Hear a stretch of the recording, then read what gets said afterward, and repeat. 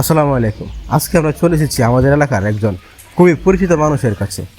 ছোট থেকে বড় এলাকার প্রায় সবাই তাকে চেনে, কারণ তিনি টানা 21 বছর যাবৎ আচার বিক্রি করে আসছেন আমাদের এই এলাকায়। এত বছরের পথ চলা রয়েছে অনেক সংগ্রাম, পরিশ্রম আর অসংখ্য স্মৃতি। চলুন আজ তার মুখ থেকে শুনি সেই গল্প।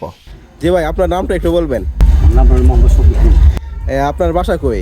বাড়ি লুটপুরিয়া ব্যাপারী পাড়া। আপনি আমাদের এই এলাকায় কত বছর যাবৎ বিজনেস করতেছেন? প্রায় 21 বছর ধরে।